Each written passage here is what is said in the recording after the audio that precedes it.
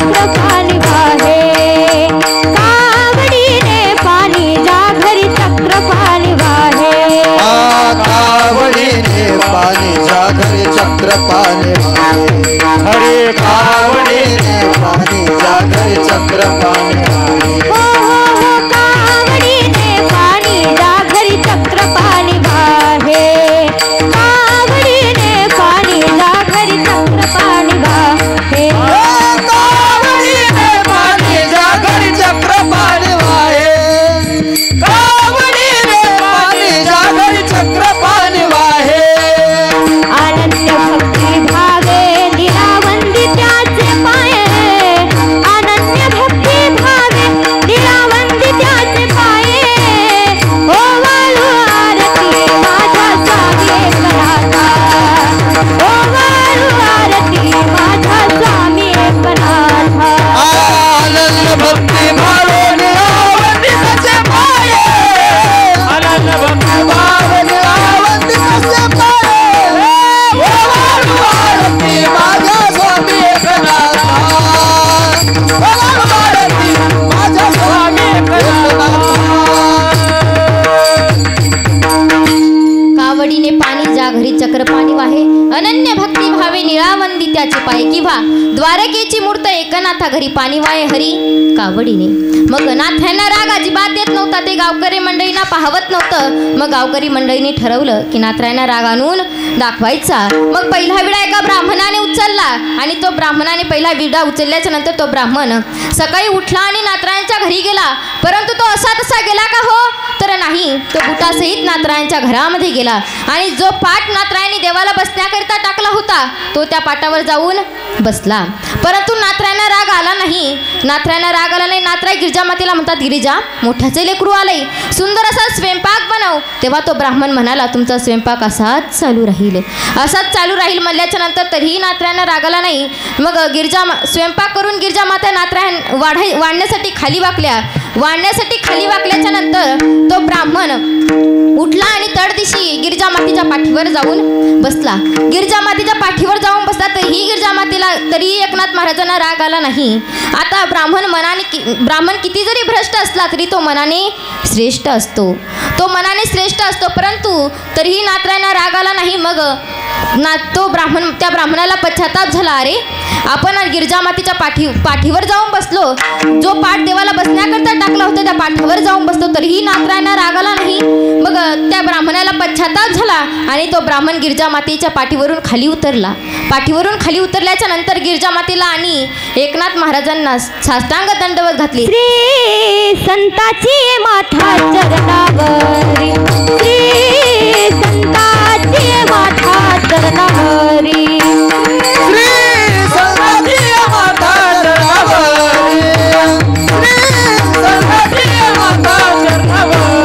श्री संताची माता चरणावरी, साष्टांग हे करी दंडवत, साष्टांग हे करी दंडवत, विसंती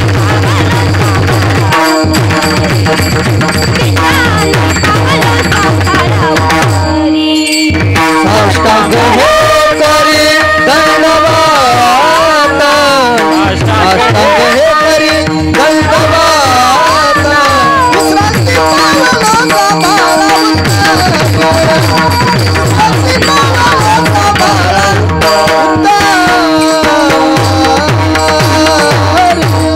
श्री संतांचे माथा चरणावरी साष्टांग ही करी दंडवत. मग इथपर्यंत त्यांची तयारी असते बघा. माझ्या आणि दुसरा विडा एका मुसलमानाने उचलला.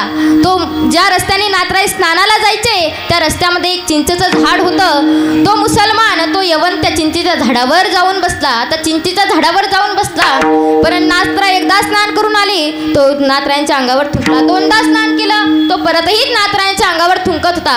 मग असा प्रकार 108 वेळा घडला तरीही नाथरायांनी वर बघितले नाही. नाथरायांना रागही आला नाही. आता आपला जर विचार करून गेलो तर आपल्याला आपल्या एखाद्या व्यक्तीने जर सहज चालता चालता लात मारली तर आपण त्याला पायतीच्या 50 शिव्या देऊन मोकळे होतो. परंतु माझ्या नातराईंनी तसं केलं नाही. अगदी तसंच आपला सख्खा भाऊ असू द्या, आपल्या शेजार जवळून चालू द्या, तो आपल्याला अरे म्हणला की आपण त्याला लगेच कार्य म्हणतो का, तर आपण एवढे रागीट असतो. परंतु माझ्या नातरांना राग अजिबात येत नव्हता. विठ्ठल विठ्ठल आपण एवढे रागीत असतो, परंतु माझ्या नातराईंनी वरही बघितलं नाही. आणि आपण काय करतो, आपला जन्मदाता बाप जरी असला तरी आपण त्या बापाला 2 चापटा मारून घराच्या बाहेर काढून देतो. इथपर्यंत आपला संयम असतो. परंतु माझ्या नातरांना राग अजिबात येत नव्हता. यवन अंगावर थुंकला तरी त्यांना राग आला. प्रसाद देवोनी प्रसाद देवोनी मुक्त केला. प्रसाद देवोनी मुक्त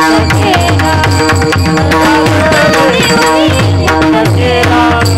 देवन येवनी अंगावर थुंकला. प्रसाद देवोनी मुक्त केला. प्रसाद देवोनी मुक्त केला. अंगावर थुंकला. प्रसाद देवोनी मुक्त केला. प्रसाद देवोनी मुक्त केला. यवन अंगावरी थुंकला, प्रसाद देऊनी मुक्त केला. बघा आता नाथरांना शांती ही पदवी सहज मिळाली का? हो तर नाही. हल्लीच्या पदव्या कशा आहेत, असा तसा पखवाद वाजवला की झाले मृदंगाचार्य, 2-3 कीर्तन पाठ केले की झाले कीर्तन केसरी, असा 2 गायनाच्या परीक्षा दिला की झाले गायनाचार्य. तुम्ही म्हणाल ताई तुमचेही किती कीर्तन पाठ असतील, परंतु दादांनो माझे कीर्तन जरी 1 कीर्तन पाठ असेल, परंतु मी तुम्हाला उदाहरण सांगते बघा. आणि पदवी घेणं सोपी नाही. मग कोणती पदवी घ्यायची, तर आयुष्याच्या साधने सच्चिदानंद पदवी घेणे.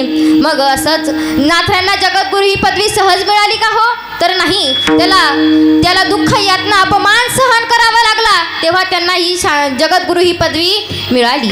आणि शांती ब्रह्म पैठण निवासी एकनाथ महाराजांना शांती ही पदवी सहज मिळाली का?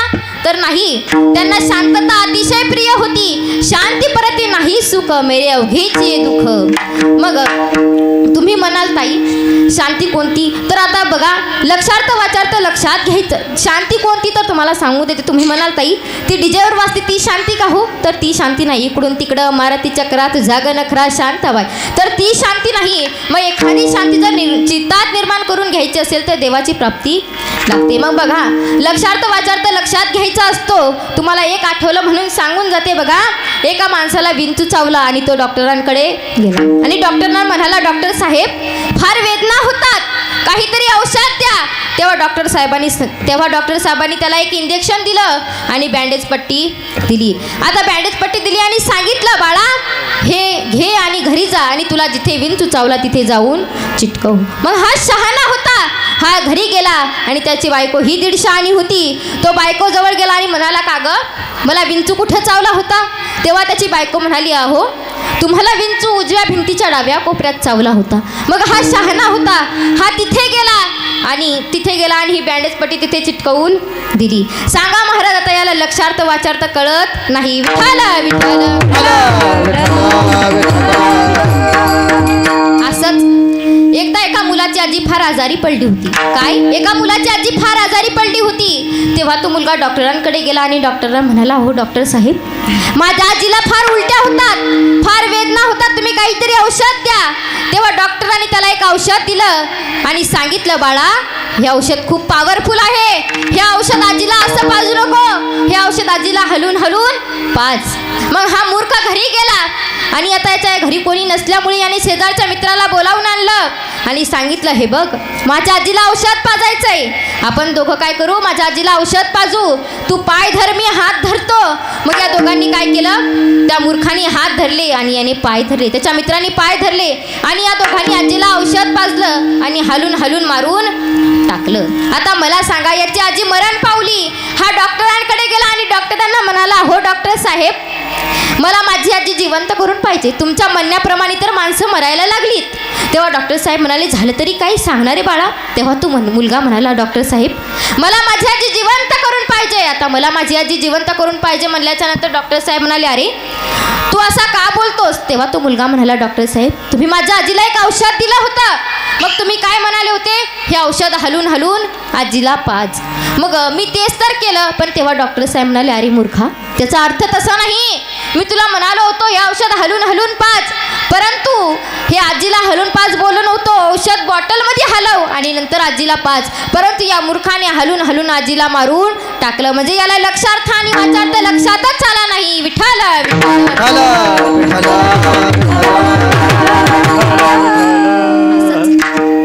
असंच. आणि एका ठिकाणी आम्ही थोडेसे एका ठिकाणी आम्ही कार्यक्रमाला गेलो, तिथेही त्या मुलाने तसंच केलं. आणि आम्ही कार्यक्रमाला गेल्याच्या नंतर आम्हाला जेवायला केलं, तेव्हा सासूबाईंनी पाहिलंय की सर्व स्वयंपाक केलाय, परंतु पापड भाजायचं लक्षात राहिलं नाही. आता पापड भाजायचं लक्षात राहिलं नाही. मग सासूबाईंनी सुनबाईला सांगितलं, अगं पाहुणे जेवायला बसलेत, तू पापड घेऊन भाजीत जाऊन बस. मग आता ही सुनबाई शहाणी होती, हिने काय केलं, पापड घेतले आणि घराच्या मागे मेथीच्या भाजीत जाऊन बसली. आता ही मेथीच्या भाजीत जाऊन बसली, परंतु इथं पाहुण्यांची जेवण होत आलीत, तरी ही सुनबाई येत नाही. म्हणून सासूबाईने किचन रूम मध्ये जाऊन बघितलं तर सुनबाई फरार. मग सासूबाईने आवाज दिला, अगं सखू कुठं आहेस? त्यावेळेस सखूंचा मागून आवाज आला, हो आत्या मी घराच्या मागं आहे, मी घराच्या मागं आहे असं म्हटल्याबरोबर ती सासूबाई म्हणती इथे काय करती? तेव्हा सुनबाई म्हणाली, अहो आत्या तुम्हीच तर सांगितलं होतं की पापड घ्या आणि भाजीत बस, मी तेच तर केलं. 2 तास झाले मी इथं बसून उभी आहे, इथं बसूनच आहे, कुठेच गेली नाही. म्हणजे हिला लक्षार्थ आणि वाचार्थ कळाला नाही. विठ्ठल विठ्ठल बघा. आता महिलाबद्दल जर बोलायचं झालं तर न बोललेलंच बरं, परंतु तुम्हाला उदाहरण सांगून जाते बघा. खेड्यातील मुलगी सिटीमध्ये दिली. काय खेड्यातील मुलगी सिटीमध्ये दिली. आता मुलगी सिटीमध्ये दिल्याच्या नंतर घरी पाहुणे येणार होते, तेव्हा सासूबाईंनी सांगितलं, दुसऱ्या मजल्यावर राहत होते, सासूबाईंनी सांगितलं, अगं गंगू घर सगळे आवरावर कर आणि कचरा घेऊन गॅलरीत थांब आणि माणसं बघून कचरा टाक. मग या भवानीने तसंच केलं. काय त्यांच्या गावामध्ये इलेक्शन झालं होतं. इलेक्शन झाल्याच्या नंतर सरपंचाची मिरवणूक धूमधडाक्यात काढण्यात आली होती. काय सरपंचाची मिरवणूक धूमधडाक्यात काढण्यात आली होती आणि सरपंचाचे लोक स्वागत करत होते. परंतु या भवानीने काय केलं, जेव्हा सरपंच तिच्या घरासमोर आले तेव्हा या भवानीने गॅलरीत उभी राहून वरच्या मजल्याहून ओला व सुका कचरा सरपंचाच्या अंगावर टाकून दिला. आता मला सांगा, सरपंच रागाने लालबुंद झाले होते. काय सरपंच रागाने लालबुंद झाले होते. आता सरपंच रागाने लालबुंद झाल्यामुळे सरपंच 2 मजले चढून वरती गेले. 2 मजले चढून वरती गेल्याच्या नंतर शिवे बोलायला लागले. तेव्हा सासूबाई म्हणाली, का ओरडताय, काय कालवा करतायत? तेव्हा सरपंच म्हणाले, अहो सासूबाई माझं लोक आज स्वागत करतायत, सत्कार करतायत आणि तुमच्या सुनबाईने माझ्या अंगावर ओला व सुका कचरा टाकून दिला. तेव्हा सासूबाई म्हणाली, का गं तू त्या सरपंचाच्या अंगावर ओला व सुका कचरा टाकून दिला? तेव्हा ती सुनबाई म्हणाली, अहो माझ्या आईने सांगितलं होतं की सासूबाईच्या शब्दाचं पालन करायचं, मग मी तेच तर केलं. मग ती म्हणाली, तेव्हा ती सासूबाई म्हणाली, अगं मी तुला काय म्हणाले होते बघ, मी तुला म्हणाले होते बघ, तू काय कर, कचरा घेऊन गॅलरीत उभी राहा आणि माणसं बघून कचरा टाक. मग तुला वाटलं की माणसाच्या अंगावर कचरा टाक असं म्हणले, परंतु त्याचा अर्थ तसा नाही. मी तुला असं म्हणाले होते, अगं माणसाच्या अंगावर कचरा पडणार नाही याची काळजी घे. विठ्ठल विठ्ठल.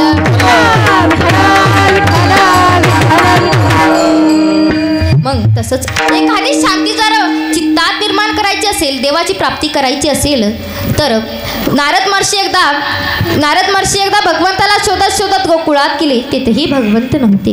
वृंदावनात गेले, तिथेही देव नव्हते. मग देव एका ठिकाणी प्रकट झाले. तेव्हा नारद महर्षी म्हणाले, देवा जेव्हा आम्हाला तुमची गरज असते तेव्हा तुम्हाला शोधावं कुठं? तेव्हा देवानी सांगितलं, माझे भक्त गाती जिथे माझं भक्त माझं गुणगान गातात तिथे मी राहतो. माझे भक्त गाती जिथे नारद आम्ही.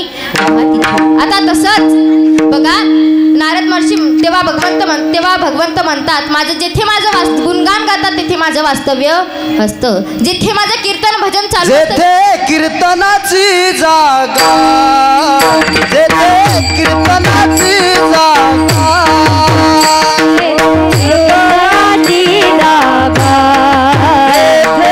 कीर्तनाची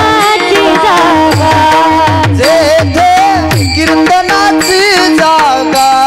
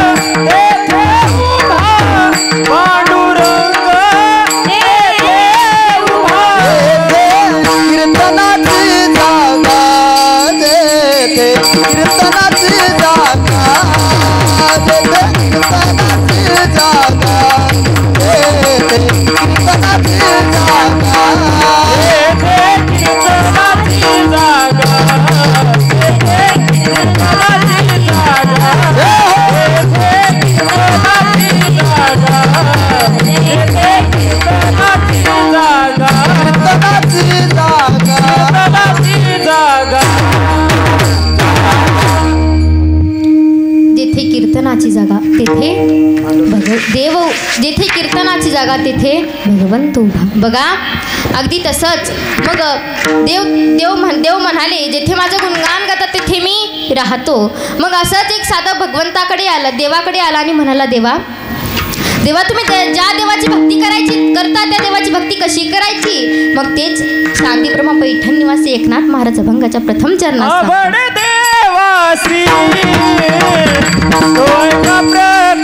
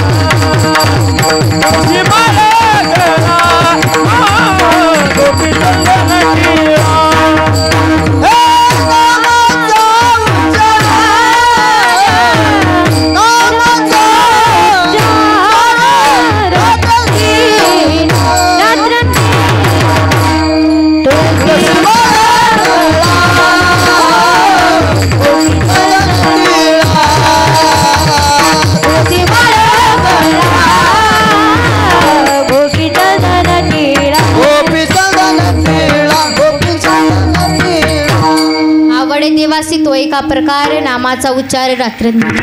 म्हणून नामस्मरणाला फार महत्त्व आहे. कलियुगात नामस्मरणाला फार महत्त्व आहे. द्वापार युगात देवाची प्राप्ती करण्यासाठी 12 पुत्राला महत्त्व होते आणि सत्ययुगात देवाची प्राप्ती करण्यासाठी ध्यानधारणा केल्या होत्या आणि कलियुगात यथाधिक भगवंताची प्राप्ती फार कमी होत गेली. म्हणून भगवंताने एक अल्पसे साधना सांगितले आहे, कलियुगा माझे करावे कीर्तन जेणे नारायण देईल भेटी. मग नामस्मरणे कलियुगात नामस्मरणे फार उदार आहेत. असंच महाभारताचं युद्ध संपलं आणि 5 पांडव भगवंताकडे गेले आणि भगवंताला म्हणाले, भगवंता येणारे युग हे कोणतं आहे आम्हाला सांग. तेव्हा भगवंत म्हणाले, मी सांगणार नाही तर प्रत्यक्ष दाखवून देणार आहे. तुम्ही 5 पांडव 5 दिशेने जा, तुम्हाला 5 आश्चर्य दिसतील आणि ते 5 आश्चर्य घेऊन तुम्ही माझ्याकडे या. मग पहिलं आश्चर्य बघितलं, धर्मराजाने काय बघितलं, अरे भगवंता तुझं वाहन असणारा गरुड, त्याच्या पंखावरती वेद लिहिलेले आहेत परंतु तोंडामध्ये मांसाचा तुकडा, हे काय आश्चर्य. आणि दुसरं आश्चर्य बघितलं होतं भीमदादाने, काय बघितलं, रे नुकतीच मेलेली गाय तिचं वासरू उठून तिला लाथ मारतं, हे काय आश्चर्य. आणि तिसरं आश्चर्य बघितलं होतं अर्जुनाने, अख्खं महाभारताचं युद्ध संपलं परंतु आज मी 2 तोंडाचा हत्ती बघितला नाही, हे काय आश्चर्य. आणि चौथं आश्चर्य बघितलं होतं चौथं आश्चर्य बघितलं होतं नकुलाने, काय बघितलं, अरे अगदी शेजारी जुळ्या बहिणीसारख्या 2 विहिरी आहेत. एकीचं पाणी अगदी तुडुंब भरून वाहते परंतु ते खारट आहे, एकीचं पाणी अगदी तळाशी आहे परंतु ते गोड आहे, हे काय आश्चर्य. आणि 5वं आश्चर्य बघितलं होतं सहदेवाने, काय बघितलं, डोंगराच्या कडेने जात असताना वरतून एक दगड कोसळत येत होता. मला वाटलं तर मी मरणार आहे, मी जाणार आहे, माझं काही खरं नाही. मग मी रोजच्या सवयीप्रमाणे तुझं नाव मुखाला घेतलं आणि तो दगड तरला. आणि मग हे 5 आश्चर्य घेऊन 5 पांडव भगवंताकडे गेले आणि पहिलं आश्चर्य सांगितलं, धर्मराजाने काय सांगितलं, रे भगवंता तुझं वाहन असणारा गरुड, त्याच्या पंखावरती वेद लिहिलेले आहेत परंतु तोंडामध्ये मांसाचा तुकडा, हे काय आश्चर्य. तेव्हा भगवंत म्हणाले, अरे गाथा गिथा मुखपाठ असणार परंतु मांस भक्षण करण्याचं पाप मात्र त्याच्या हातून गणणार. या कलियुगात अशीच माणसं जन्माला येणार आहेत. येणारं युग हे कलियुग आहे. आणि दुसरं आश्चर्य सांगितलं होतं भीमदादाने. काय सांगितलं रे भगवंता? अरे भगवंता, नुकतीच मेलेली गाय आहे, तिचं वासरू तिला लाथ मारतं, हे काय आश्चर्य? तेव्हा भगवंत म्हणाले, अरे कलियुगात अशीच मुलं जन्माला येणार आहेत.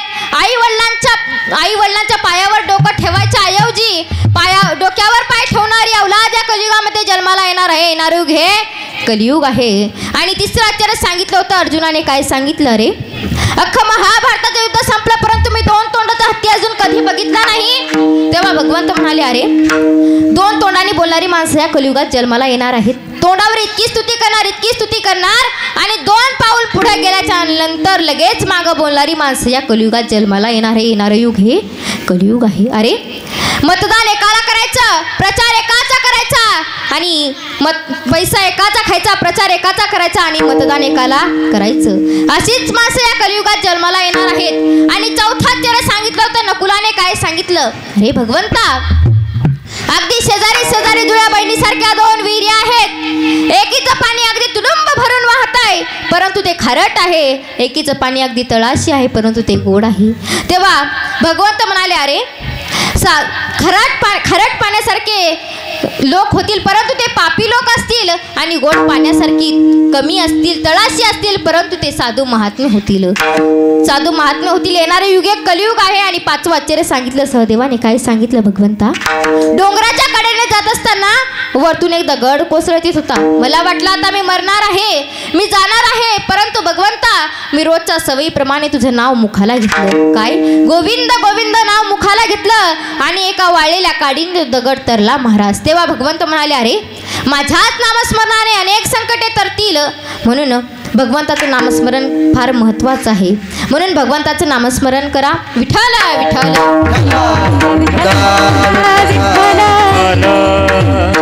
नामस्मरणाच्या जोरावर देवाला वाकावंच लागतं. माझी शबरी माता भिल्ल समाजाची होती, परंतु तिने देवाची इतकी भक्ती केली की देवाला यावंच लागलं. परंतु माझ्या शबरी मातेने एक वेळेस मातंग ऋषीच्या आश्रमात राहून लहानाची मोठी झाली. आणि मातंग ऋषीचा अंतकाळ जवळ आला होता. काय?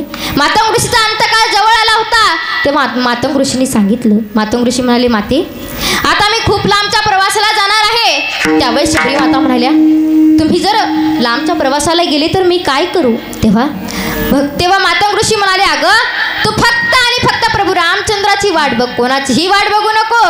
आणि प्रभू रामचंद्राशिवाय या आश्रमात दुसरा कोणीच येणार नाही. तेव्हा शबरी माता प्रभू रामचंद्रांची वाट बघू लागली. सकाळी उठायची, केसाने रस्ता झाडायची आणि बागेत जाऊन फुले आणायची. का? तर प्रभू रामचंद्राचे पाय कोमल आहेत, त्यांच्या पायामध्ये काटा मोडू नये म्हणून केसाने रस्ता झाडायची आणि म्हणायची, जब मेरे राम जी का बना होगा, शबर के कुटियों का पावन होगा. जब मेरे राम जी का बना होगा, शबर के कुटियों का पावन होगा. जब मेरे राम जी का आवन होगा, शबरी के कुटियों का पावन होगा. जब मेरे राम जी का आवन होगा, शबरी के कुटियों का पावन होगा. आएंगे रघुवीर जी तो आसन में बिठाऊंगी, मीठे मीठे बेर अपने हाथों से खिलाऊंगी. मीठे मीठे बेर अपने हाथों से खिलाऊंगी. मीठे मीठे बेर अपने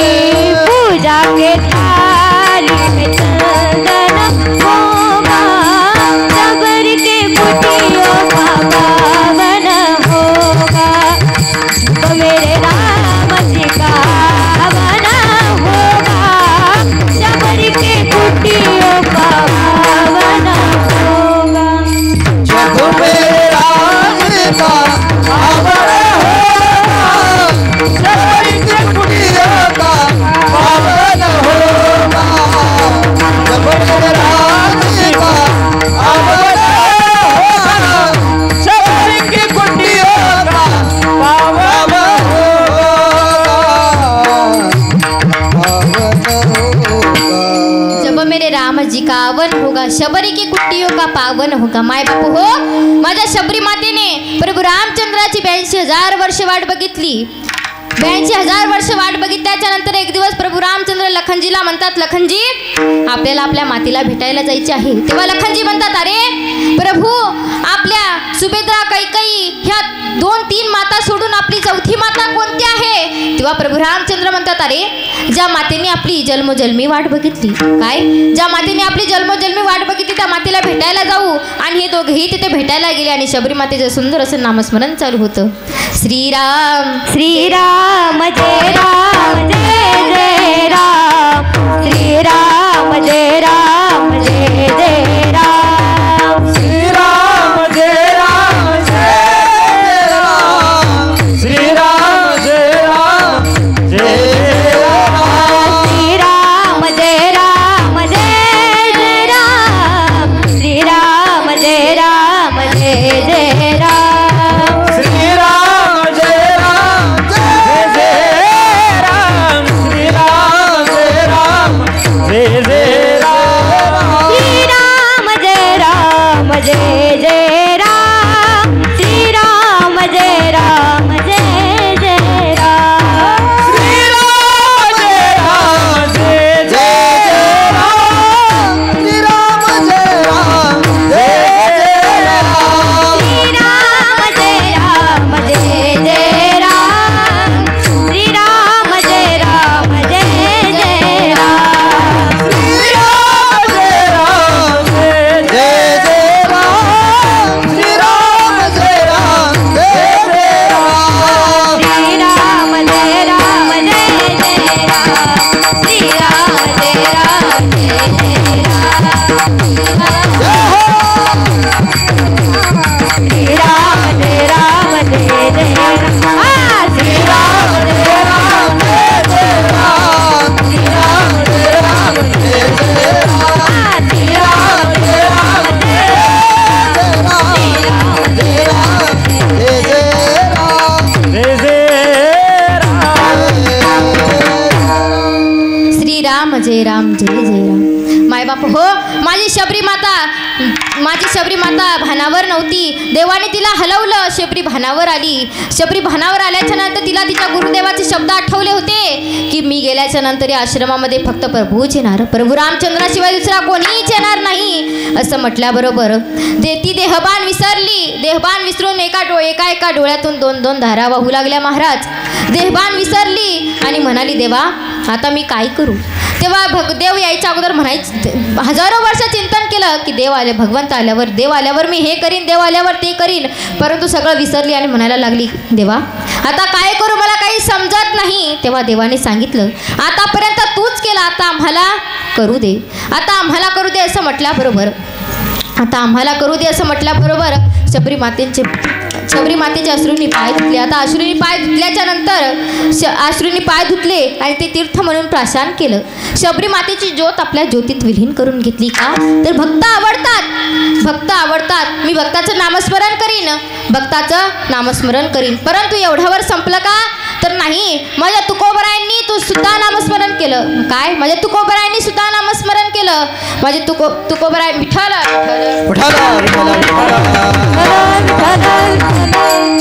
तुकोबरायांनी सुद्धा नामस्मरण केलं. तुकोबरायांनी कधी नामस्मरण बंद केलं नव्हतं. तुकोबरायांच्या घरची अन्नाकरता 14 माणसं मेली दादांनो, परंतु माझ्या तुकोबरायांनी नामस्मरण बंद केलं नाही. आपल्याला जर परमार्थामध्ये एखादी ठेस लागली तर आपण लगेच म्हणून जातो देव धार्जिन नाही म्हणून जातो. जेव्हा माळा काढून प्यायला लागतो तेव्हा काहीही बोलत नाही आणि लगेच म्हणून जातो देव धार्जिन नाही. परंतु माझ्या तुकोबरायांवर मोठमोठी संकट आली तरीही माझ्या तुकोबरायांनी भजन बंद केलं नाही. एक वेळेस असंच ही बातमी रामेश्वर शास्त्रींना सांगितल्याच्या नंतर रामेश्वर शास्त्रींना सांगितलं, काय तो तुकाराम काय स्वतःला किती शहाणा समजतो, काय कीर्तन करतो, काय भजन करतो, तुम्ही असताना हा योग्य नाही. त्यावेळेस रामेश्वर शास्त्रींना राग आला. रामेश्वर शास्त्रीचा चेहरा रागाने लालबुंद झाल्याच्या नंतर रामेश्वर शास्त्री तुकोबरायांच्या घराकडे निघाली आणि म्हणाली, कोठे तो तुकाराम, त्यावेळेस तुकोबरायांच्या घरचे म्हणाले, अहो ते आता स्वच्छात गेले आहेत. आता ते आता स्वच्छात गेले म्हणल्याच्या नंतर तुकोबराय त्यावेळेस रामेश्वर शास्त्री म्हणाले, कोण्या दिशेने गेले? त्यावेळेस ते म्हणाले, या दिशेने गेले. मग रामेश्वर शास्त्री त्या दिशेने गेले. रामेश्वर शास्त्री त्या दिशेने गेले आणि त्यांना तिथून कुठून तरी आवाज येत होता, पांडुरंग हरी पांडुरंग हरी पांडुरंग, असा आवाज आल्याच्या नंतर असा आवाज आला. आणि त्यावेळेस रामेश्वर शास्त्री रागाने म्हणाले, अरे तू क्या एवढ्या घाणीत देवाचं नाव घेतोस? तेव्हा तुकोबराय म्हणाले, अहो शास्त्री मी नाही घेत, मी देवाचं नाव घेत नाही, माझ्या जिभेला सवयच तशी झालेली आहे. आता माझ्या जिभेला सवय तशी झालेली आहे असं म्हटल्याच्या नंतर ते रामेश्वर शास्त्री म्हणतो, अच्छा थांब, तुझी जीभ बाहेर ओढून काढतो म्हटल्याबरोबर आतून आवाज आला, श्री विठ्ठल श्री विठ्ठल. त्यावेळेस त्या रामेश्वर शास्त्रींना कळालं की हा सामान्य पुरुष नाही, तर हा साक्षात विष्णूंचा अवतार आहे. रामेश्वर भट्ट तुझा तुका विष्णू नाही. मग असं म्हटल्याबरोबर त्यांना कळालं की हा सामान्य पुरुष नाही. त्यावेळेस ते रामेश्वर शास्त्री तुकोबरायांकडे गेले आणि तुकोबरायांचे पाय धरले आणि म्हणाले, अहो तुकोबराय, मी तुम्हाला नाही ओळखू शकलो, मी फार मोठा अपराधी आहे, मला माफ करा, तुमच्यापासून मला वेगळं करू नका, माझ्यावर क्षमा करा अपराध महाराज तुम्ही सुद्धा. त्यावेळेस तुकोबराय म्हणाले, जाऊ द्या शास्त्री, माणूस हा चुकीचा पुतळा आहे, चुका तर होतच असतात. मी तुम्हाला म्हणालो होतो, मी नाही देवाचं नाव घेत, माझी वाचा अनावर झाली आहे. माझ झाली अनावर वाचा, माझी माझ झाली अनावर वाचा, माझी माझ झाली अनावर वाचा, माझी माझ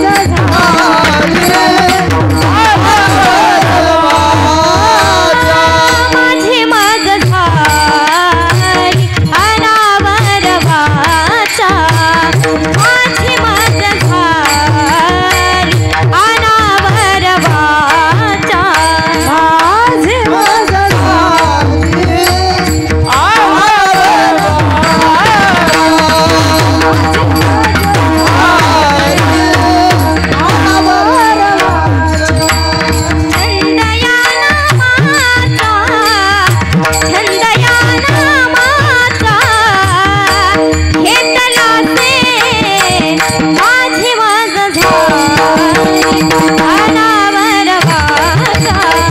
माझी माझ झाली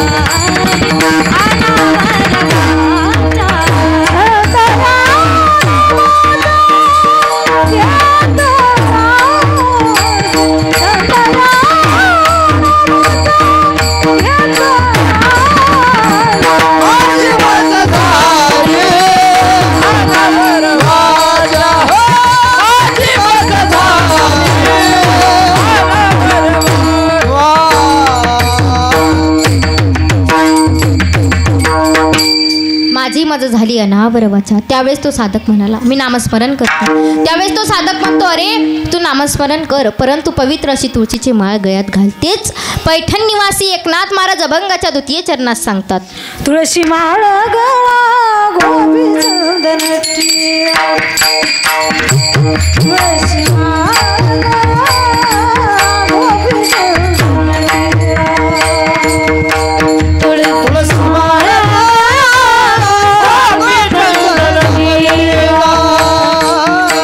तुळशी माळ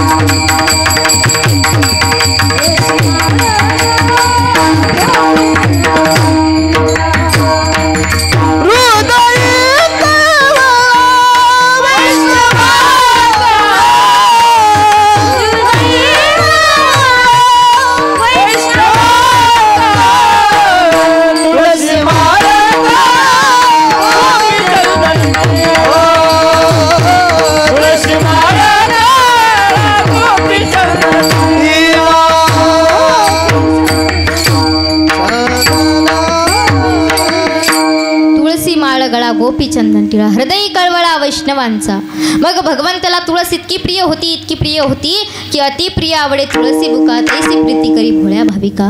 मग असंच सत्यभामेला एकदा सौंदर्याचा गर्व झाला, माझ्यासारखी मीच. आपल्यालाही कधी कधी आपल्या सौंदर्याचा गर्व होतो, माझ्यासारखी मीच.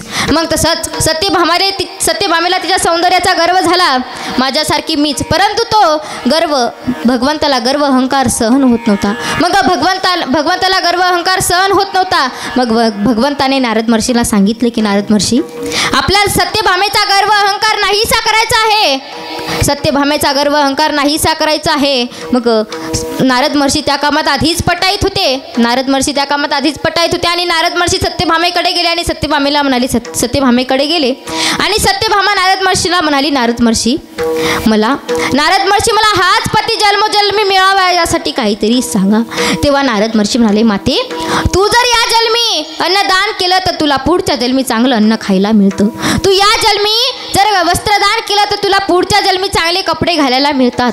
तू या जन्मी जर पतिदान केला तर तुला पुढच्या जन्मी हाच पती मिळतो. मग त्यावेळेस सत्यभामा म्हणाली, हो हेच दान मला तुम्हाला द्यायचे आहे. त्यावेळेस नारद महर्षी म्हणाले, सोडा संकल्प. असं म्हटल्याबरोबर सत्यभामेने संकल्प सोडला आणि सत्यभामेच्या महालाकडे देव जायला निघाली. तेव्हा नारद महर्षीने आवाज दिला, देवा अहो देवा, तिकडे काही जायची गरज नाही, इकडे या. मी पुढे चालतो, तुम्ही माझ्या मागे चला. मग असं म्हटल्याबरोबर देवही आले आणि देवाला हेच पाहिजे होतं. मग देव आले, नारद महर्षी पुढे आणि देव मागे. हा खंडावा हा प्रकार 16,108 बायकांनी पाहिला. आता मला सांगा, 16,108 बायकांनी पाहिला तर तुम्हाला आश्चर्य वाटत असेल की देवाला 16,108 बायका. अहो तो पूर्ण जगाला सांभाळतो, तर मग त्याला 16,108 बायका सांभाळणे अवघड आहे का? नाही. मग 16,108 बायका होत्या आणि आपल्याला वाटत असेल, आपल्याही पुरुषाला वाटत असेल देवाने तर 16,108 बायका केल्या, मग आपल्याला 4-5 करायला काही हरकत नाही.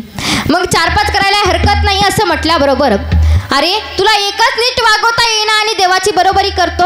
माझ्या भगवान पांडुरंग परमात्म्याने गोवर्धन पर्वत एका करंगळीमध्ये उचलला होता. आपल्याला सुद्धा आपला जेवणाचा डबा सुद्धा एका करंगळीमध्ये उचलता येत नाही. आपल्याला तो डबा नीट हातामध्ये सुद्धा पकडता येत नाही आणि देवाची बरोबरी करतो. बघ, तुझ्या एकाच बायकोच्या बरगड्या उघड्या पडल्यात आणि 2-2 करायला जातो, कशाला देवाची बरोबरी करतो? बघा, एकदा असंच दोघांचा प्रेमविवाह झाला. प्रेमविवाह झाल्याच्या नंतर घरामध्ये रोज सारखी भांडण व्हायची. त्यावेळेस घरा शेजारची आजी आली आणि म्हणाली, का रे बाळा, तुम्ही रोज सारखी का भांडत असता? असे म्हटल्याबरोबर ती मुलगी म्हणते, आजी बघा ना, मला लग्ना अगोदर चंद्रमुखी म्हणायचे, लग्नानंतर सूर्यमुखी म्हणायला लागले आणि आता तर ज्वालामुखीच म्हणतात.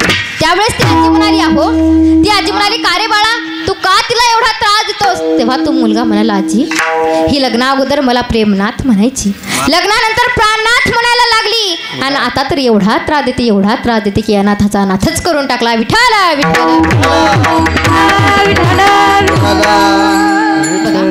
अरे माझ्या भगवंतामध्ये 16,000 बायका सांभाळण्याचं एवढं सामर्थ्य माझ्या भगवंताकडे होतं.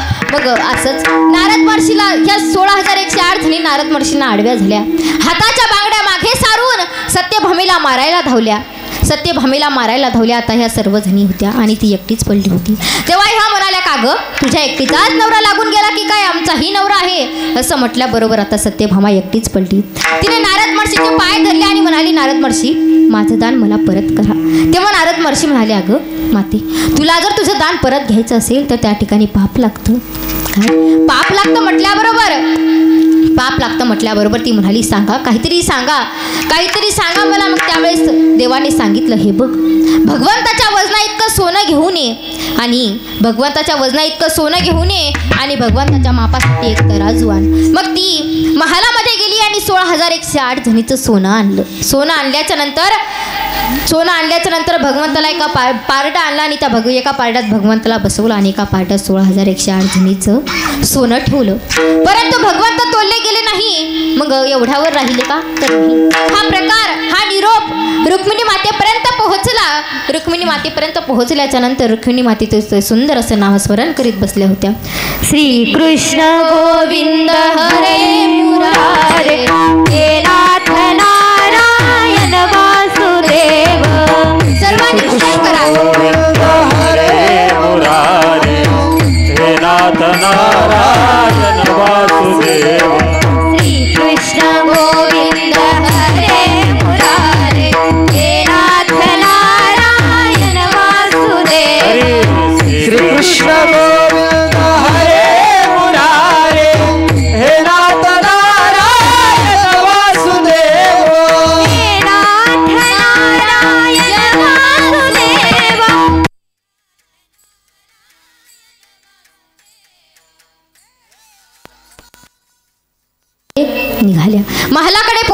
महालामध्ये पोहोचल्याच्या नंतर बघितलं तर काय, एका पारड्यात भगवंताला ठेवलंय, एका पारड्यात 16,108 धनीचं सोनं ठेवलंय, तरीही भगवंत तोलले गेले नाही. मग असंच भगवंत तोलले गेले नाही. मग रुक्मिणी मातेने ते पूर्ण सोनं खाली ठेवलं आणि एका पारड्यात तुळशीचं पान ठेवलं आणि भगवंत तोलले गेले. तुळसी पात्रे पारणे देविता, तुळसी पात्रे पारणे देविता, तुळसी पात्रे पारणे देविता, तुळसी पात्रे पारणे देविता. माधव झाला बरोबरीचा, माधव झाला बरोबरीचा, कुठाची चला हो हो स्वस्त कशा बसला, कुठाची चला तुम्ही स्वस्त कशा बसला, कुठाची चला.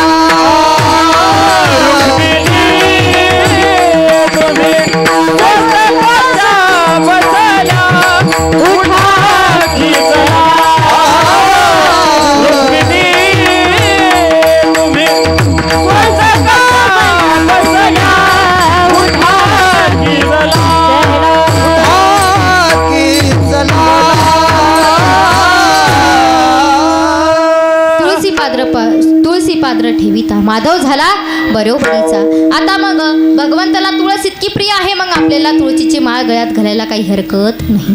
तुळशी माळ गळा गोपी चंदन टिळा, हृदय कळवळा वैष्णवांचा. मग तो साधक म्हणतो आम्ही पवित्र अशी तुळशीची माळ गळ्यात घालीन, तुळशीची माळ गळ्यात घालीन असं म्हटल्याबरोबर तुळशीची माळ गळ्यात घालीन असं म्हटले आणि पुढे निघाले. तुळशीची माळ गळ्यात घालीन आणि मग म्हणाले हो आम्ही तुळशीची माळ गळ्यात घालू, परंतु तुम्हाला ही गोपी चंदन टिळा लावावा लागेल.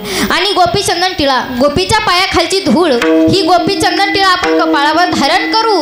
परंतु सांगा आता माझ्या कीर्तनात बसलेल्या कित्येक पुरुषांच्या डोक्यावर गोपी चंदन टिळा आहे. प्रत्येक ज्याच्या डोक्यावर गोपी चंदन टिळा आहे त्यांनी सर्वांनी हातवरती करा. हातवरती करत नाहीत का? इकडं बोलत नाहीत का? बोलत चला. मी कीर्तन चालू झालं तेव्हापासून मी एकटीच बोलते, तुम्ही कोणीच बोलत नाही. मग हात वरती करायला काही हरकत आहे का? नाही. मग हात वरती करा ना. लावत नाहीत का तुम्ही गोपी चंदन टिळा? बरं जाऊ द्या. बरं कित्येक लोकांच्या गळ्यामध्ये पवित्र अशी तुळशीची माळ आहे. नाहीत आपल्या गावात लोक? सर्वजण खाणारे पिणारेच आहेत का? कोणीही माळा घालत नाही? बरं जाऊ द्या, या उलट विचारू. बरं आता सांगा कित्येक लोक तमाशाला जातात हो? तमाशालाही आपल्या गावामधलं कोणी जात नाही का?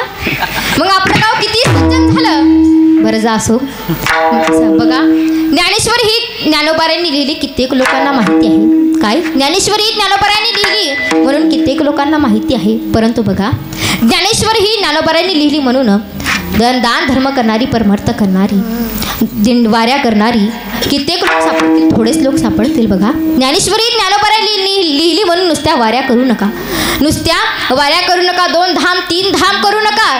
तुम्हाला माहिती आहे का ज्ञानेश्वरी ज्ञानोबाऱ्यांनी सांगितली आणि सच्चिदानंद बाबांनी लिहिली. मग नाथ महाराजांनाही तेच पाहिजे होतं. काय? नुसत्या वाऱ्या करू नका. भगवंताला काय आवडतं? तर तुळशीची माळ गळ्यात घातलेली भगवंताला आवडते. मी तुम्हाला अगदी 5 मिनिटात सांगते. त्या अगोदर वारकरी संप्रदायाच्या नियमाप्रमाणे आपण एकदा वारकरी भजन घेऊ. सर्वप्रथम फक्त महिला हात वरती करेल, पुरुषांनी हात वरती करायचा नाही. फक्त महिला हात वरती करतील. करा की हात वरती करा. तुम्हाला हात नाहीत का? ज्याला देवाने 1 हात दिलाय त्यांनी 1 हात वरती करा. ज्याला देवाने 2 हात दिलेत त्याने 2 करा. आणि ज्याला हातच दिले नाहीत त्यांनी वरती करू नका. मी सांगत नाही, वरतून देव बघतोय. करा ना मग हात वरती. बरं असू दे. नामदेव जनाबाई म्हणा. नामदेव जनाबाई, सोपान काका मुक्ताबाई, नामदेव जनाबाई. मनावासा आवाज येत नाही, मना जरा जोरात म्हणा. नामदेव जनाबाई, सोपान काका मुक्ताबाई,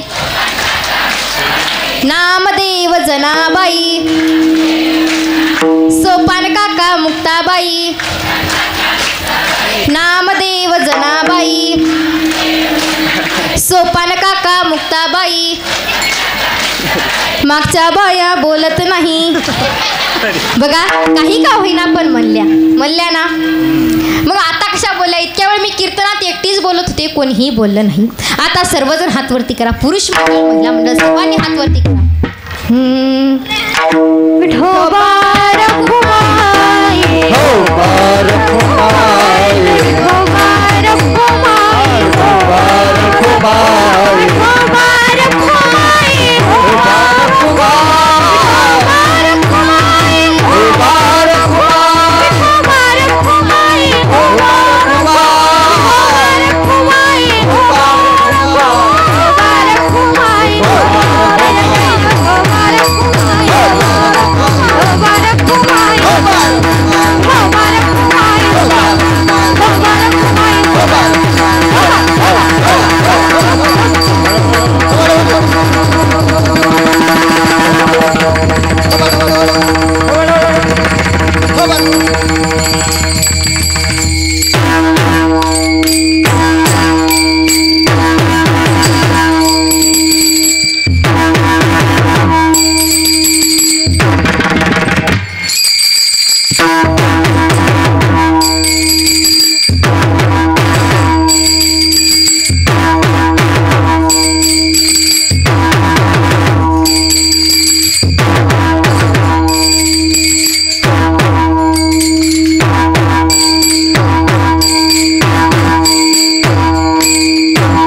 सांगून जाते बघा.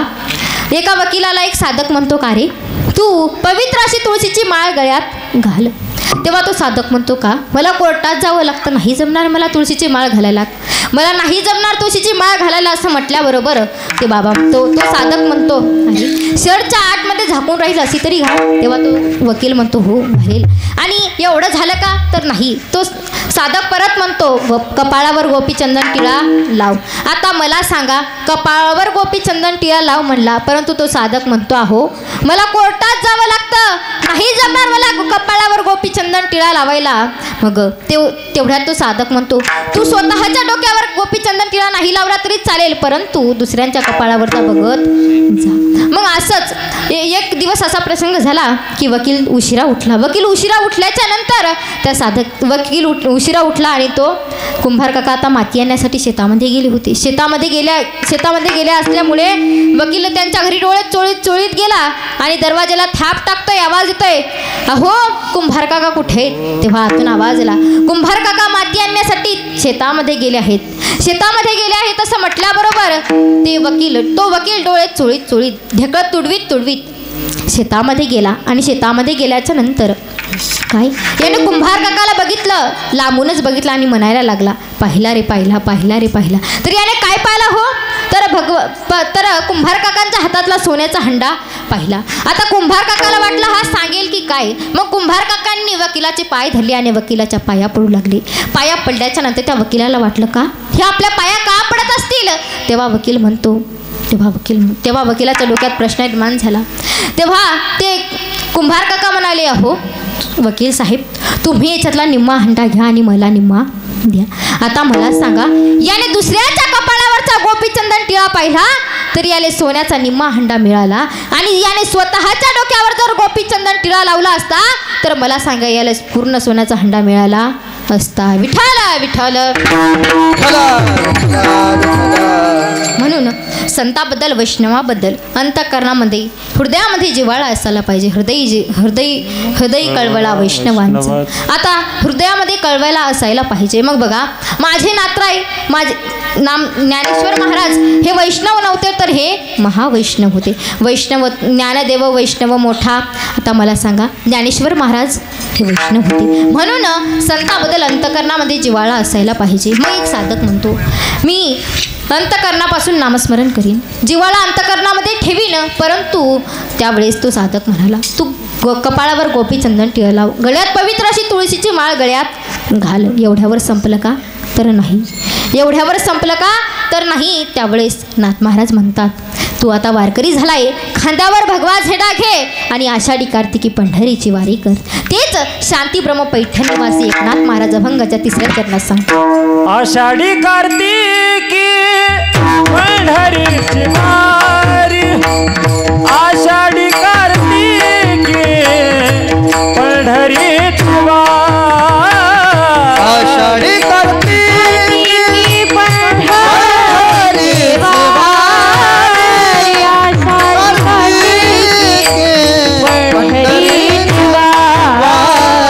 आषाढी कार्तिकी पंढरीची वारी, आषाढी कार्तिकी पंढरीची वारी,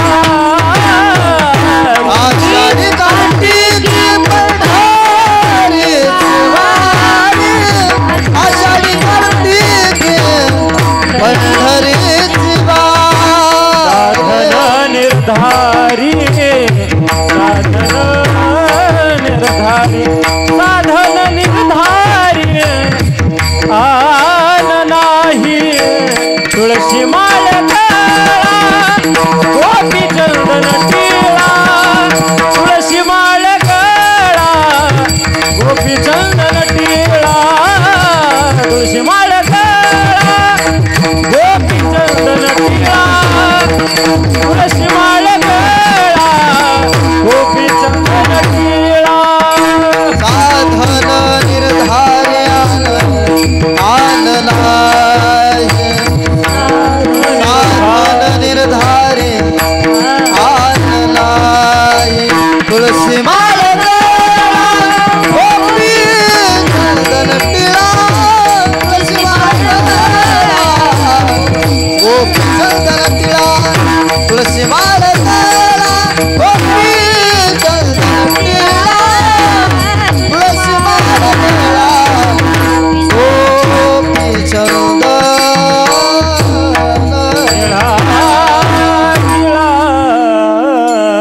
आषाढी कार्तिकी पंढरीची वारी, साधन निर्धारी आन नाही. आता आपण वाऱ्या करतो, यात काही नवल नाही. अरे माझ्या माऊली ज्ञानोबरायांनी सुद्धा वारी केली, तुकोबरायांनी सुद्धा वारी केली. एवढंच काय तर महादेवाने सुद्धा वारी केली. बघा, महादेवदा वारीला जायला निघाले, वारीला जायला निघाले आणि त्यावेळेस पार्वती मातेने विचारलं, कुठे चाललेस? त्यावेळेस महादेव म्हणाले, मी माझ्या पांडुरंग परमात्म्याच्या वारीला चाललोय, माझ्या पांडुरंग परमात्म्याच्या वारीला चाललोय म्हटल्याबरोबर पार्वती माता म्हणाल्या, मलाही येऊ द्या, मलाही येऊ द्या म्हणाल्याबरोबर भगवान शंकर म्हणाले, नको तू घरीच थांब. परंतु त्यांनी एवढा हट्ट धरला, एवढा हट्ट धरला की त्यावेळेस भगवान शंकर म्हणाले, चल. आता भगवान शंकर म्हणाले, चल म्हणाल्याबरोबर पार्वती मातेने सगळी आवराआवर केली. पार्वती मातेने सगळी आवराआवर केली आणि जायला निघाली. जायला निघाल्याच्या नंतर जायला निघाले भोले बाबा आणि पार्वती माता. जायला निघाले आणि पुढे चालत होते. त्यावेळेस आतून आवाज आला, बाबा थांबा, मला पण यायचंय. मग हा कोण असेल? तुमच्या डोक्यामध्ये प्रश्न निर्माण झाला असेल तर मग हा लंबोदर पीतांबर परिवर वंदना सर्व सोंड वक्रतुंड त्रिवेणा दासरा माता वाटपा हे सजना संकष्टी पावावे निर्भावी रक्षावे सुवर गजानना. मग हाही गणपती बाप्पा हे म्हणाले, बाबा मलाही यायचं. आता मलाही यायचं म्हटल्याबरोबर बाबांनी सांगितलं, बाळा तू घरीच थांब, मी तुला खाऊ देतो. त्यावेळेस गणपती बाप्पा म्हणाले, बाबा नको मला खाऊ, मी तुमचं लेकरू आहे, येऊ द्या, मला लहानपणापासून सवय लागलेली आहे. तेव्हा भगवान शंकर म्हणाले, आता याला घ्यायचं तरी कशावर? त्यावेळेस पार्वती मातेने सांगितलं, घ्या की मग आपली 4 व्हीलर. आता यांची 4 व्हीलर कोणती? आपल्या कोणत्या? मला काही 4 व्हीलरचे नाव माहिती नाही, तर आता तुम्हाला माहिती असेल, मग आता ते तुमच्याजवळच ठेवा. बघा त्यांची 4 व्हीलर कोणती? तर नंदीवर बसून वारकऱ्यांच्या तळापर्यंत गेले. आणि तळापर्यंत गेल्याच्या नंतर 80 वर्षाच्या म्हाताऱ्या 25 वर्षाच्या लाजवंती धुंद होऊन नाचत होत्या. रंभादिक नाचती ती रंभादिक नाचती जोडून हात, रंभादिक नाचती जोडून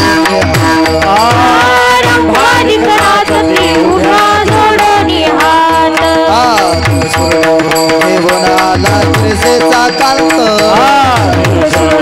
देवनाला गिरजेचा कांत, देवस्त्रिया येते, पंचप्राण आरत्या घेऊन देवस्त्रिया येते, भावे ओ वाळती राज रखुमाईच्या पती वाढते राही रखुमाईचा पती पासून महाद्वारापर्यंत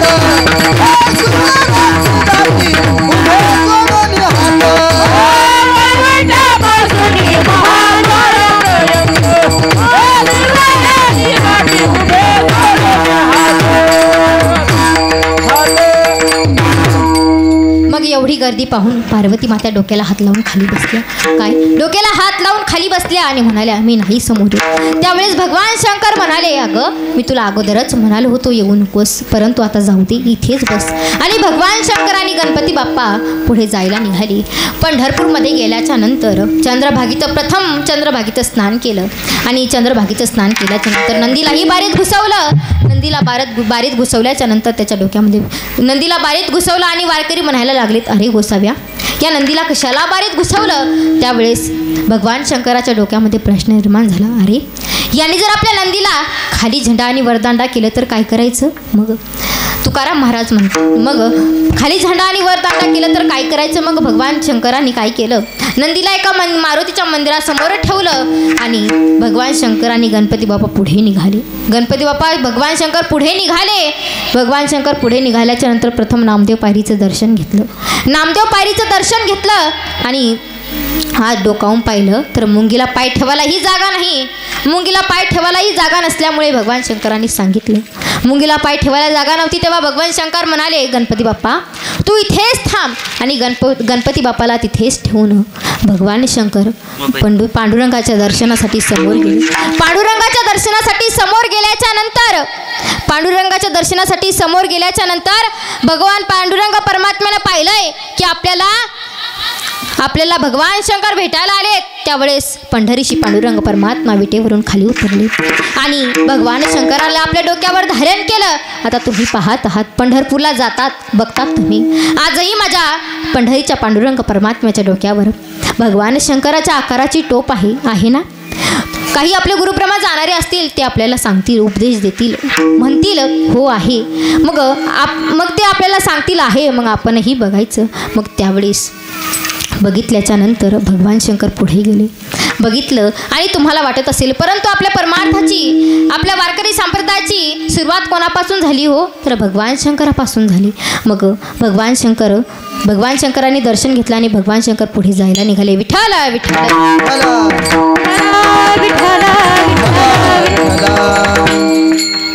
आता आपल्या कीर्तनाची नियोजित वेळ ही संपलेली आहे परंतु बघा शेवटी जाता जाता एकच सांगते आई वडिलां तुमची शेवटी मी 10 मिनिटं घेणार आहे. बघा आई वडिलांची सेवा करा आई वडिलांची सेवा करा. पहिली गोष्ट म्हणजे स्त्री भ्रूण हत्या कुठेतरी कमी झाल्या पाहिजेत. काय पहिली गोष्ट म्हणजे स्त्री भ्रूण हत्या कुठेतरी कमी झाल्या पाहिजेत आणि घरातल्या मंदिरातल्या देवाचं दर्शन नाही घेतलं तरी चालेल परंतु आई वडिलांचं दर्शन घ्या. आई काय असते आई मायेचा सागर असते हक्काचं व्यासपीठ असते. जिच्यावर आपण हक्काने रागावू शकतो ती आपली आई असते. नसते सांभाळणारी दाई असल्यावर कळत नाही नसल्यावर मिळत नाही असते दादा ती आई. म्हणून त्या आईला जाणून घ्या आणि जेवढं प्राधान्य आपण आपल्या आईला देतो ना तेवढंच प्राधान्य बापाला सुद्धा दिलं पाहिजे. आई घराचा कळस असते तर बाप घराचा पाया असतो. पाया जर पक्का असेल तर पूर्ण घर उभं राहतं आणि पाया जर कच्चा असेल तर पूर्ण घर कोसण्याची भीती असते. परंतु आम्ही त्या बापाला कधी जाणूनच घेतलं नाही हो. तो बाप कसा आहे पडद्याच्या मागे जगणारा तो शेतकरी बाप आम्ही त्याला कधी जाणून घेतलं नाही. परंतु लेकरांकरता हडचं काढं रक्ताचे पाणी करतो तो बाप आम्हाला कधी कळलाच नाही हो. त्या फणसाच्या काट्याला घाबरून जर आपण त्या फणसापर्यंत गेलोच नाही तर त्या फणसातला मऊ मुलायम घर आपल्याला बघायला भेटेल का तर नाही.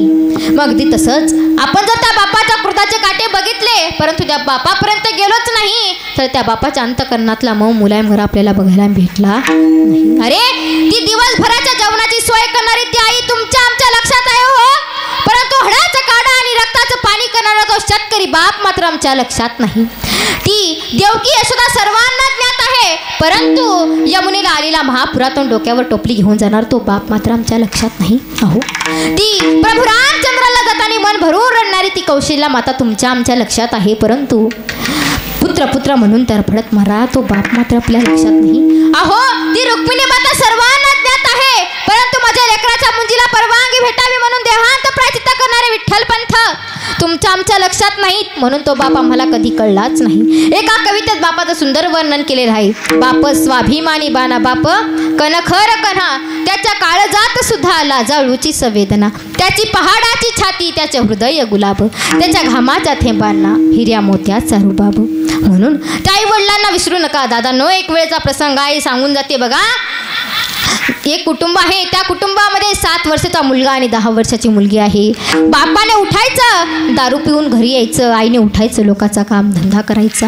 लोकांचा कामधंदा करून आई घरी यायची, बाप दारू पिऊन यायचा बेधुंद झालेला. घरी आल्याच्या नंतर बायकोला विचारतो, का गं आज कुठे गेली होतीस कामाला, आज कुठं गेली होतीस कामाला असं म्हटल्याबरोबर ती आई म्हणती शेजारच्या शेतामध्ये गेली होती. शेजारच्या शेतामध्ये गेली होती म्हणल्याबरोबर तो म्हणाला, किती रुपये दिले ग? 50 रुपये दिले. दे मग ते 50 रुपये मला खर्चायला.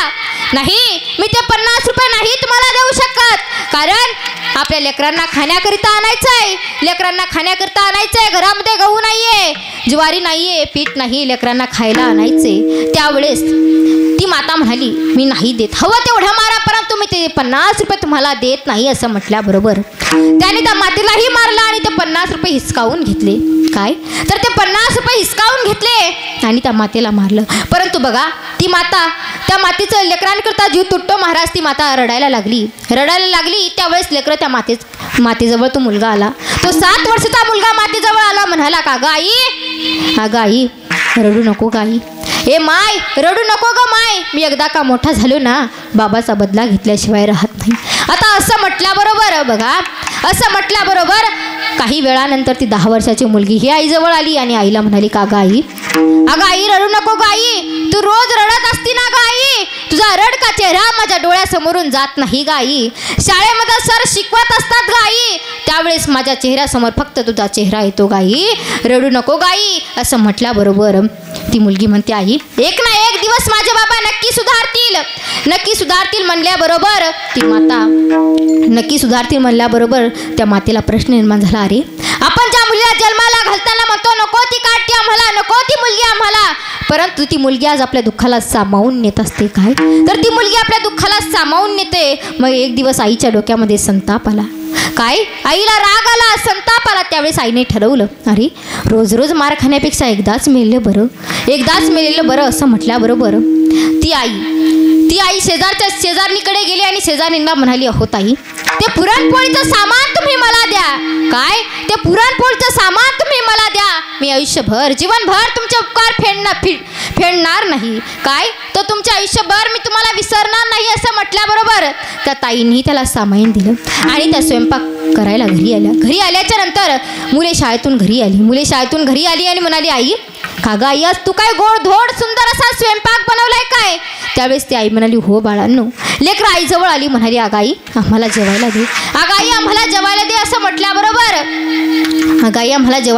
म्हटल्याबरोबर ती आई म्हणाली, थांबा बाळांनो थांबा. परंतु लेकरं म्हणाली, नको गाई, रोज तुमचे भांडण होत असतात ना आई, आणि आम्हाला तुमच्या भांडणामध्ये उपाशी जावं लागतं, गाई आम्हाला जेवायला दे. त्यावेळेस ती आई म्हणाली, बाळांनो थांबा, तुमचे बाबा आले की आपण सर्वजण एका पंक्तीत जेवायला बसू. 8 वाजले, 9 वाजले, 10 वाजले. मग तो आला, बाबा डोलत आला तसा बोलू लागला, का ग आज काय दसरा आहे का, आज काय दिवाळी आहे का, कुणासाठी केला हा खाटाटोप, कशाला केला हा खाटाटोप? आला तसा सर्व स्वयंपाकाला लाथ मारली आणि त्या आईलाही मारलं. दादा बघा, सर्व स्वयंपाकाला लाथ मारली, परंतु ती आई रडती. ती आई उठून आली आणि तो बेधुंद झालेला दारुडा बाप एका कोपऱ्यामध्ये जाऊन बसला.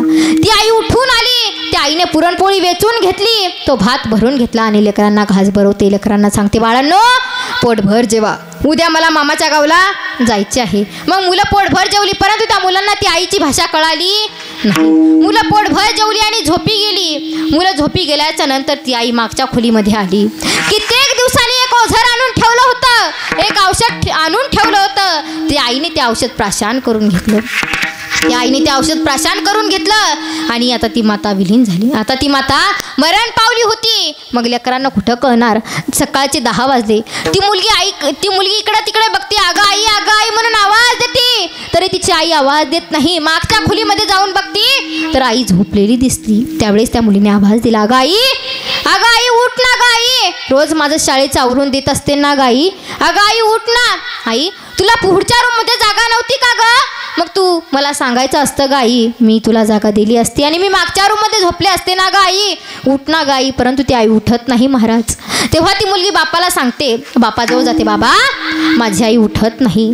त्यावेळेस तो बाप डोलत डोलत आला आणि म्हणू लागला, उठ म्हणतोय ना ग तुला. अगं उठ म्हणतोय तरी उठत नाही. उठ म्हणतोय तरी उठत नाही म्हणल्याबरोबर त्या आईच्या पोटामध्ये लात मारली. सांगा महाराज. त्याने बायकोला लात मारली आणि परत म्हणाला, उठ म्हणतोय ना ग तुला, उठत नाही. उठ म्हणतोय तरी उठत नाही, कळत नाही का तुला. असं म्हटल्याबरोबर त्या मातीच्या केसाला आटा मारला आणि जसा आटा मारला त्या मातेला केसाला आटा मारल्याच्या नंतर तिच्या मानेचा कळस पडला. आता सांगा महाराज, ही माता अनंतात विलीन झाली होती. म्हणून दारूपायी आपली माणसं मरायला लागली आहेत. माणसं जिवंत राहत नाहीत. म्हणून दारूचं व्यसन दादांना सोडून द्या. तुमची मुलगी म्हणून माझं ऐका. दारूचं व्यसन करू नका. आपल्या गावामध्ये दारूबंदी ही झालीच पाहिजे.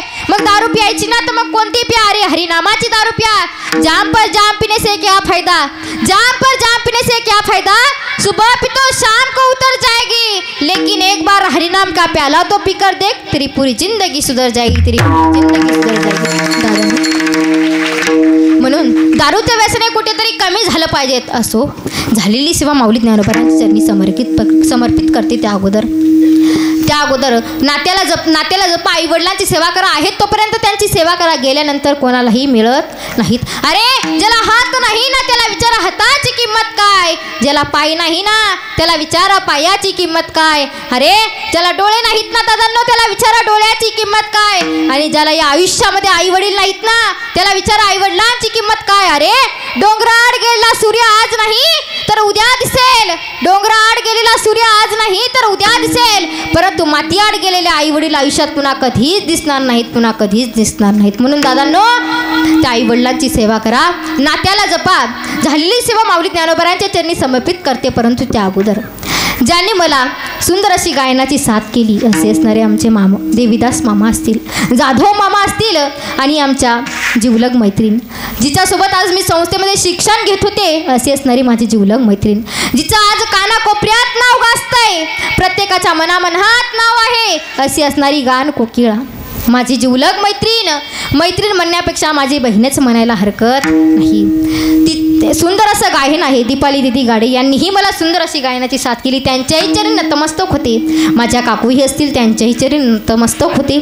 आणि विनेकरी बाबा असतील त्यांच्याही चरणी नतमस्तक होते. टाळकरी आमच्या गावातील भरपूर आहेत, परंतु एवढ्याचं नाव घेणं काही शक्य नाही. बघा चोपदार मामाही असतील, दोन्हीकून दोन चोपदार उभे आहेत त्यांच्याही चरणी नतमस्तक होते. आणि ज्यांचं समयाशी सादर व्हावे असं ज्यांचं वादन आहे असे असणारे आपल्या सप्त्यामध्ये मला साथ करायला आलेले आपले परमेश्वर महाराज जेवले यांच्याही चरणी नतमस्तक होते. आणि आमचे दादाही झाले त्यांचंही सुंदर असं वादन आहे. समयाशी सादर व्हावे असं ज्यांचं वादन आहे असे असणारे आपले विक्रम दादा त्यांच्याही चरणी नतमस्तक होते.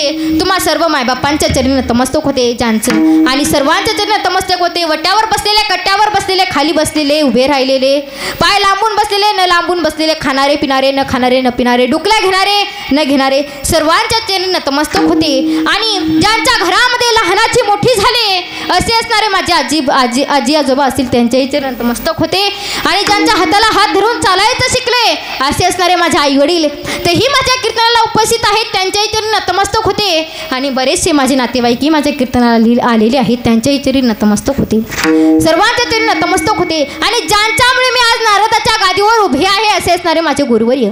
गुरुचं नाव काही मुखाने घेऊ नये, परंतु मी घेतलं नाही तर तुम्हाला समजणार नाही. बघा त्यांचे तेही मृदंग वाजवतात. मृदंगमनी मृदंग महामेरू हरिभक्त परायण दीपकचे महाराज सुद्रिक पाटील व तसेच समाज प्रबोधनकार कीर्तन केसरी अनिताताई महाराज सुद्रिक पाटील माई व बाबांच्या दोघांच्याही चरणी नतमस्तक होते. तुम्हा सर्वांच्या चरणी नतमस्तक होते. ज्यांचं नाव घेतलं ते देव आणि ज्यांचं घ्यायचं राहिलं ते महादेव. आणि सेवक माऊली ज्ञानराज माऊली